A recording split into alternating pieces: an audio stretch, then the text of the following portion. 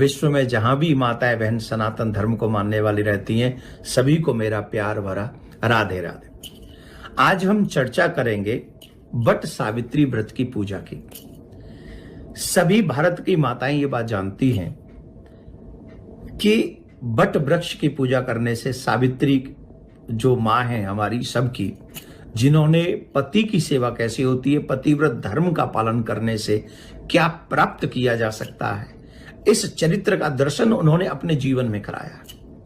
अगर हमारे मन में सत्यता हो, हमारे मन में निष्ठा हो, तो हम क्या नहीं प्राप्त कर सकते। हम लोग अपना जीवन ही बदल सकते हैं। ऐसी बहुत सुंदर कथा सावित्री माँ की है। वट व्रत सावित्री और वट वृक्ष की पूजा करते हैं। वट की पूजा करने से, सावित्री माँ की कहानी सुनने से, उस व्रत को करने से जो लाभ मिलता है वो अद्भुत है। करें जो चाहते हैं कि मेरा पति निरोगी काया को प्राप्त हो, वो ये व्रत करें। जो निसंतान लोग हैं, जिन्हें गृहस्थ आश्रम में जाने के बाद भी अभी तक संतान की प्राप्ति नहीं हुई है, वो भी इस व्रत का महात्म क्या है, इसकी वट की पूजा करें, वट वृक्ष की पूजा करें। आप जानते हैं उसकी जो जड़ें होती हैं वो बहुत विशाल होती हैं, वो फैलता ही चला जाता है। जो वट वृक्ष की पूजा करते हैं वो हमेशा ऐसे ही वट वृक्ष की जड़ों की तरह उनका परिवार, उनका वंश फैलता ही चला जाता है। इसलिए हमें वट वृक्ष की पूजा उस दिन करनी चाहिए। और उसी में एक कथा आती है सावित्री माँ की, सत्यवान सावित्री की। आप सब कथा जानते हैं। सावित्री एक राजकुमारी थी, एक राजा की पुत्री थी।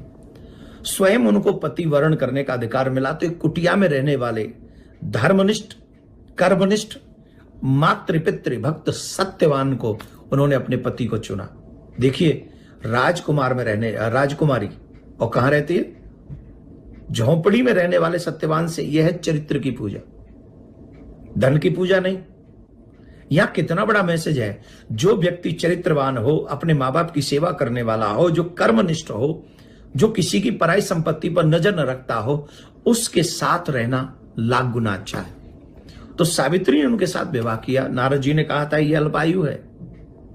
उस बात की परवाह किए बगैर, सत्यवान के माता पिता थे अंधे, उनके नेत्र नहीं थे, फिर भी वो अपने सास ससुर की सेवा करने लगी, अपने पति की सेवा करने लगी। पति नित्य अपनी कर्म निष्ठा के साथ में अपने जीवन को जी रहे थे।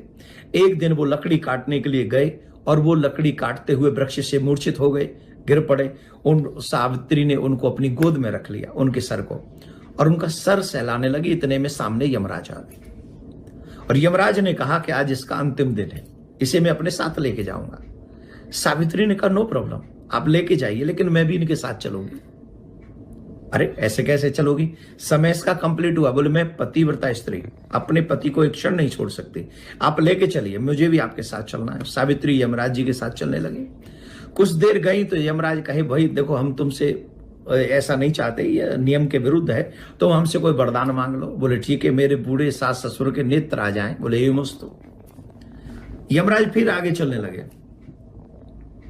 फिर यमराज ने कहा सावित्री से कि भाई आप वरदान मांग लो, पर यहां से लौट जाओ। बोले वरदान देना है तो मेरे सास ससुर का जो खोया हुआ राज्य है वो वापस मिल जाए। बोले ये मस्त। यमराज फिर आगे चलने लगे, सावित्री फिर पीछे चलने लगी।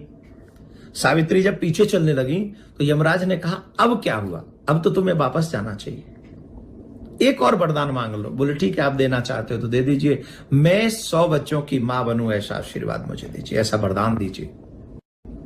यमराज थोड़े ऐसे ने थोड़े से क्रोध से में आ जाते हैं, थोड़ा झुंझलाहट हो गई थी कि पीछा ही नहीं छोड़ रही है। तो बोले मस्त, बिना सोचे समझे कह दिया ये मस्त। यमराज जाने लगे, फिर वो सावित्री पीछे पीछे आने लगी। तो यमराज ने पूछा अब तुमको 3 वरदान दिए जा चुके हैं, इसके बाद भी तुम मेरा पीछा नहीं छोड़ रही, अब क्या हुआ?